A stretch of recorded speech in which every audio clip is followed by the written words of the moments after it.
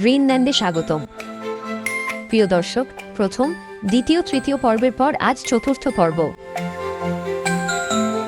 চলুন শুরু করা যাক।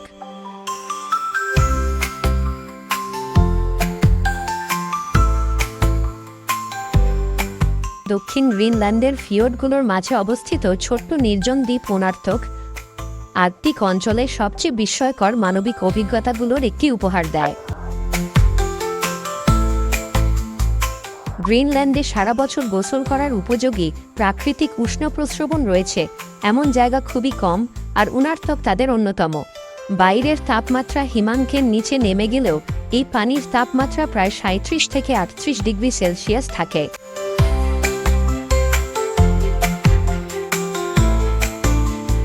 আইসল্যান্ডের উষ্ণ প্রস্রবণের মতো এটি আগ্নেয়গিরির কারণে নয়, বরং ভূগর্ভের গভীরে চাপের মধ্যে উত্তপ্ত হওয়া ভূগর্ভস্থ পানি উপরে উঠে এসে এই প্রাকৃতিক উষ্ণ প্রস্রবণের সৃষ্টি করেছে।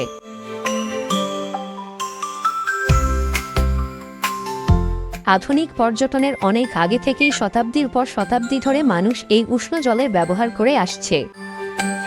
স্থানীয় ইনুইট জনগোষ্ঠীর কাছে এটি ছিল বিশ্রাম নেওয়া ও শরীর পুনরুজ্জীবিত করার এক বিরল আশ্রয়, শীতল পৃথিবীর মাঝে উষ্ণতার একটি ছোট্ট দ্বীপ। আজও মানুষ এখানে প্রাকৃতিক উষ্ণ পানিতে ডুবে থেকে ফিয়র্ডের ওপর ভেসে যাওয়া হিমশৈল দেখতে দেখতে এক অনন্য প্রশান্তি অনুভব করে। এ যেন পৃথিবীর অভ্যন্তরের উষ্ণতা আর আর্কটিকের তীব্র শীতের মধ্যে এক নিখুঁত ভারসাম্য।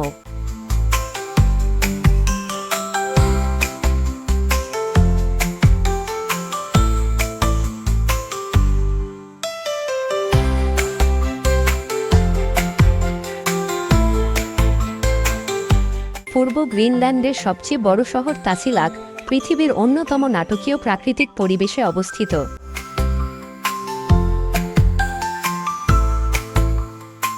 আম্মাসালিক দ্বীপে অবস্থিত এই শহরটি একটি গভীর ফিয়র্ডের ভেতরে চারদিকে বর্ষার ফলার মতো খাড়া পাহাড়ে ঘেরা।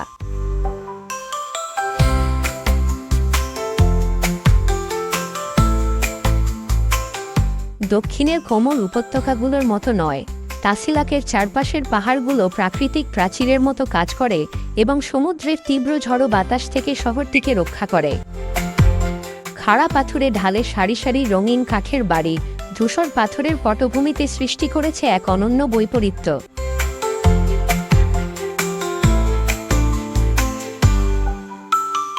এখানকার জীবন চলে সম্পূর্ণ ভিন্ন এক ছন্দে। প্রায় ২০০০ মানুষের এই শহরটি পূর্ব গ্রিনল্যান্ডের সাংস্কৃতিক ও প্রশাসনিক কেন্দ্র। দীর্ঘদিনের বিচ্ছিন্নতার কারণে এখানকার ভাষা ও সংস্কৃতি নিজস্ব বৈশিষ্ট্য ধরে রেখেছে। ১৯ শতাব্দীর শেষ দিকে ইউরোপীয় অভিযাত্রীরা আসার আগে আমাসালিক অঞ্চলের মানুষ শতাব্দীর পর শতাব্দী বাইরের পৃথিবী থেকে প্রায় সম্পূর্ণ বিচ্ছিন্ন অবস্থায় বসবাস করেছিল। এখানকার শীত দীর্ঘ ও কঠোর, ফিয়র্ড জমে শক্ত বরফে পরিণত হয়, আর তখন আশপাশের বসতিগুলোর সঙ্গে যোগাযোগের জন্য কুকুরের স্লেজ এখনও গুরুত্বপূর্ণ ভূমিকা পালন করে। গ্রীষ্ম এলে বরফ গলতে শুরু করে, শহরের চারপাশে ফুটে ওঠে বুনো ফুল। বিশাল গ্রানাইট পর্বতের মাঝখানে অল্প সময়ের জন্য প্রাণ ফিরে আসে প্রকৃতি।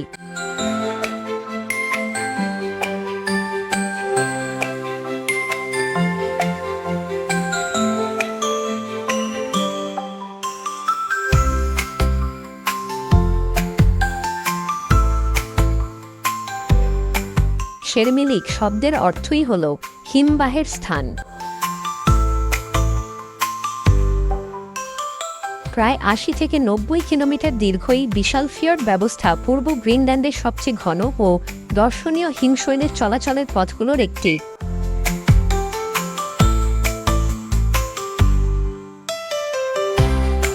এটি যেন গ্রিনল্যান্ডের অভ্যন্তরের বরফ থেকে সমুদ্র পর্যন্ত পৌঁছানোর একটি প্রাকৃতিক মহাসড়ক। এই ফিয়র্ডে বরফ আসে আংশিকভাবে হেলহেইম হিমবাহ থেকে, যা গ্রিনল্যান্ডের সবচেয়ে বড় ও সবচেয়ে সক্রিয় হিমবাহগুলোর একটি। এখান থেকে ছোট দ্বীপ কিংবা বহুতল ভবনের সমান বিশাল হিমশৈল আটলান্টিক মহাসাগরের দিকে ভেসে যায়।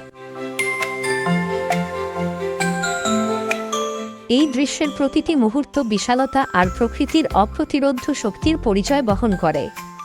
ফিয়র্ডের জলরাশি ঘন বরফখণ্ড ও আকাশ ছোঁয়া হিমশৈলে ভরে থাকে।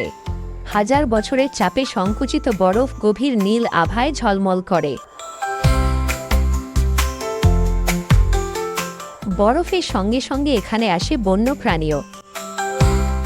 ভাসমান বরফের ওপর বিশ্রাম নেয় সিল, আর মাথার ওপর চক্কর কাটে সিগাল, নিচের পানিতে সামান্য নড়াচড়ার অপেক্ষায়। বিজ্ঞানীদের কাছে শেরমেনিক হল একটি জীবন্ত গবেষণাগার, যেখানে তারা উষ্ণ হয়ে ওঠা সমুদ্র কিভাবে হিমবাহ গলিয়ে দিচ্ছে তা পর্যবেক্ষণ করেন। আর যারা নৌকা কিংবা হেলিকপ্টারে এখানে পৌঁছায়, তাদের কাছে এটি যেন এক সাদা বরফের রাজপথ, যেখানে কোটি বছরের ভূতাত্ত্বিক ইতিহাস আর প্রবাহমান জল একে অপরের সঙ্গে মিলিত হয়েছে। এক রহস্যময়, নীরব এবং অসীম জগৎ।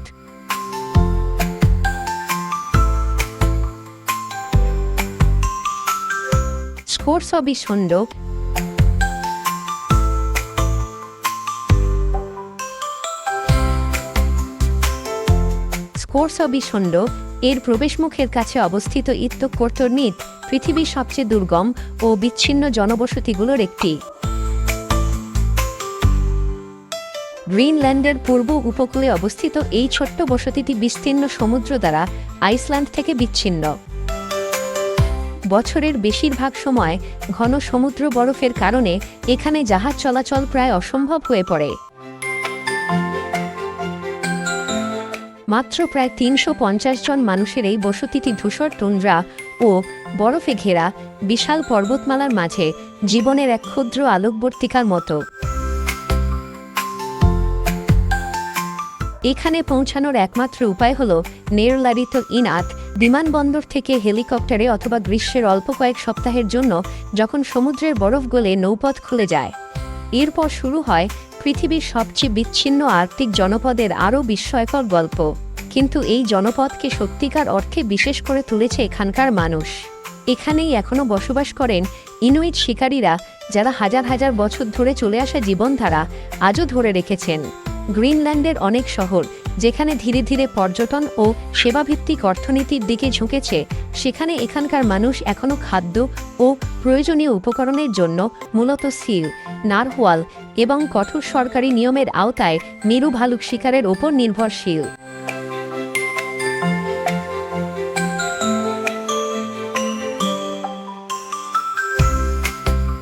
এখানে শিকার কোনো বিনোদন নয়, এটি বেঁচে থাকার সংগ্রাম, যেখানে প্রকৃতির নিয়ম এবং আইনকে গভীর শ্রদ্ধার সঙ্গে মেনে চলা হয়।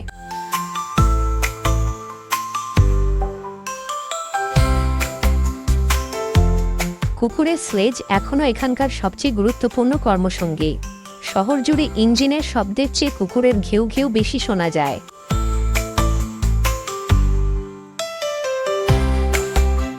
বরফের সাদা প্রান্তরের মাঝে লাল, কমলা আর নীল রঙের ছোট ছোট বাড়িগুলো যেন কঠোর প্রকৃতির মধ্যে উষ্ণতার ক্ষুদ্র আলোকবর্তিকা।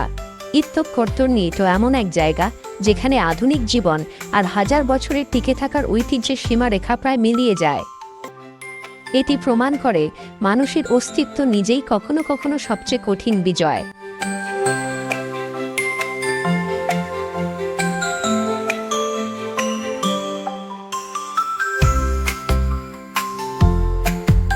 গ্রিনল্যান্ডের পূর্ব উপকূলে অবস্থিত স্কোরসবিসুন্ড পৃথিবীর সবচেয়ে বড় এবং সবচেয়ে গভীর ফিয়র্ড ব্যবস্থা। এর অসংখ্য শাখা প্রশাখা ৩৫০ কিলোমিটারেরও বেশি ভেতরে প্রবেশ করেছে, যেন বিশাল এক গাছের শিকড়। খাড়া পাহাড় আর বরফে ভরা জলপথ মিলিয়ে এটি যেন এক বিশাল প্রাকৃতিক গোলকধাঁধা। সবচেয়ে গভীর অংশ সমুদ্রপৃষ্ঠের প্রায় ১.৪৫ মিটার নিচে নেমে গেছে, যেখানে বিপুল পরিমাণ পানি ও ভাসমান বরফ জমা থাকে।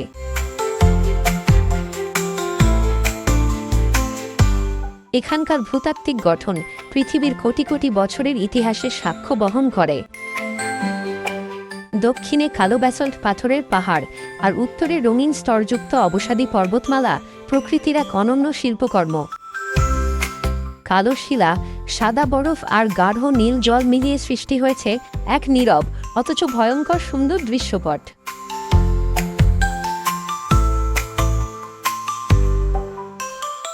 অভ্যন্তরীণ হিমবাহ থেকে বিচ্ছিন্ন হয়ে আসা অগণিত হিমশৈল এখানে এসে জমা হয়। অনেক হিমশৈল সরু জলপথে আটকে যায়, আবার কিছু ধীরে ধীরে স্রোতের সঙ্গে ভেসে চলে। ফলে প্রতিদিনই ফিয়র্ডের রূপ বদলে যায়।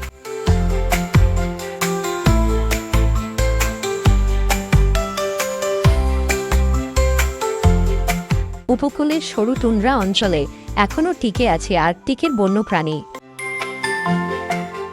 মাস্ক অক্স, রেইনডিয়ার এবং অসংখ্য সামুদ্রিক পাখি, যারা সংক্ষিপ্ত গ্রীষ্ম আর দীর্ঘ শীতের সঙ্গে নিজেদের মানিয়ে নিয়েছে।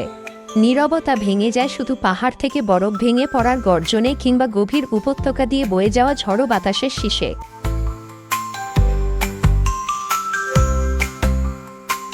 অভিযাত্রীদের কাছে স্পর্শবিশূন্য পৃথিবীর বিশালতার চূড়ান্ত প্রতীক, যেখানে দূরত্ব আর প্রকৃতির ব্যাপ্তি মানুষের কল্পনাকেও ছাড়িয়ে যায়।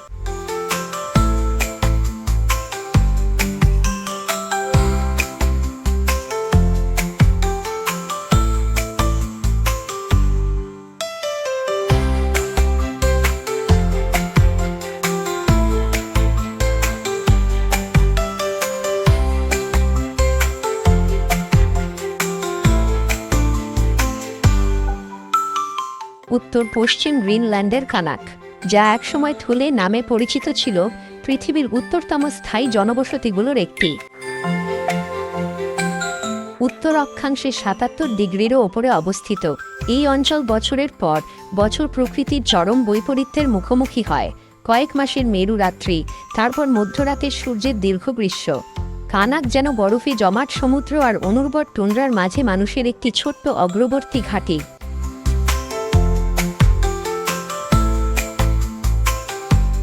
এই শহরের আধুনিক ইতিহাসে রয়েছে বেদনাদায়ক অধ্যায়।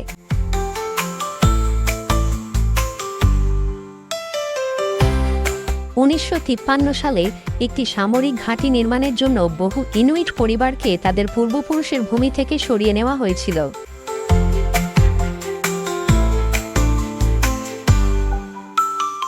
এখানে গ্রিনল্যান্ডের স্লেজ কুকুর শুধু কর্মপ্রাণী নয়,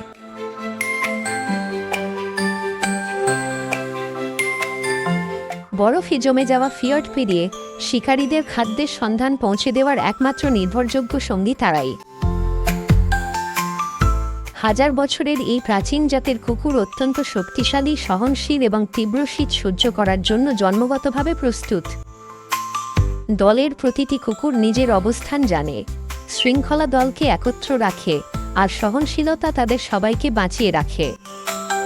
এই প্রচণ্ড শীতে যন্ত্রপাতি বিকল হয়ে যেতে পারে, কিন্তু কুকুরগুলো চলতেই থাকে। গ্রিনল্যান্ড সরকারও এই বিশেষ জাতকে সংরক্ষণ করে।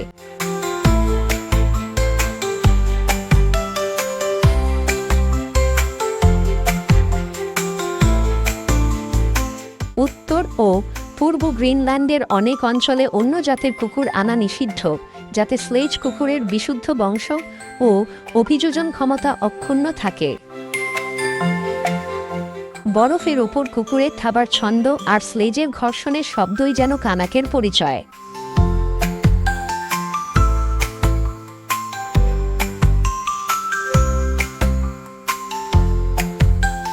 North east Greenland national park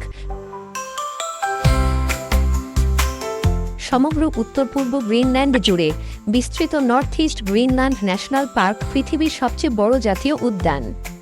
এর আয়তন বর্গ কিলোমিটার, যা অনেক দেশের চেয়েও বড়।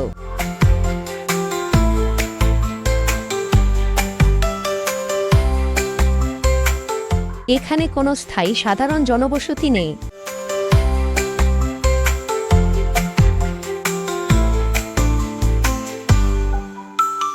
শুধু অল্প কয়েকজন বিজ্ঞানী এবং ডেনিশ স্লেজ প্যাট্রোল সদস্য এই বিশাল বন্য প্রকৃতিতে কাজ করেন।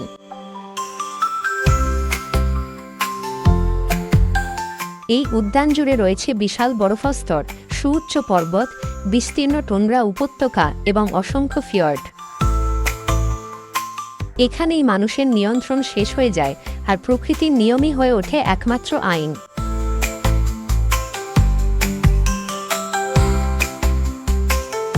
এটি মেরু ভালুকের অন্যতম প্রধান আবাসস্থল। এখানে তারা মানুষের খুব সামান্য উপস্থিতির মধ্যেই বরফের ওপর সিল শিকার করে।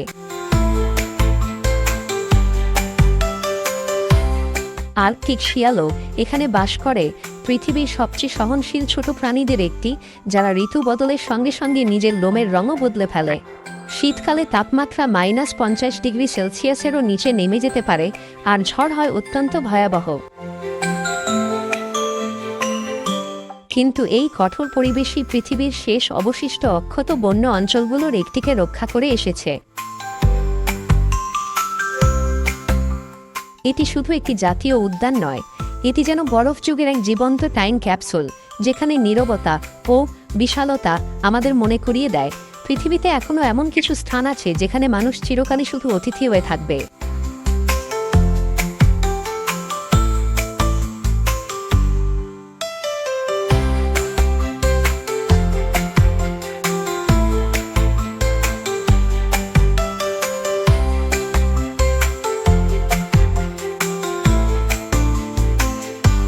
হাজার বছরের পুরনো বরফ, আকাশছোঁয়া গ্রানাইট পর্বত আর অবিশ্বাস্য সহনশীল মানুষের জীবন দেখে আমরা এমন এক পৃথিবীর সাক্ষী হলাম যেখানে কোটি বছরের ভূতাত্ত্বিক ইতিহাস আর মানুষের জীবন একসঙ্গে প্রবাহিত হয়েছে। যেখানে বিচ্ছিন্নতা কোনো দুর্বলতা নয়, বরং পৃথিবীর সবচেয়ে বিশুদ্ধ ও অক্ষত সৌন্দর্যকে রক্ষা করার এক প্রাকৃতিক ঢাল। গ্রিনল্যান্ড আজও নীরব মহিমার এক অপূর্ব রাজ্য, এমন এক অমূল্য সম্পদ যাকে রক্ষা করতে হলে আগে তাকে সত্যিকার অর্থে বুঝতে হবে।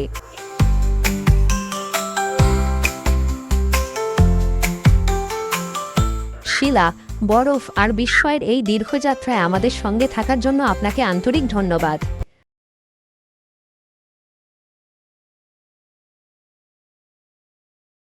আপনার কৌতূহল আর বিস্ময়কে জীবন্ত রাখুন। আবার দেখা হবে পৃথিবীর আরেকটি অজানা ভূমির নতুন অভিযানে।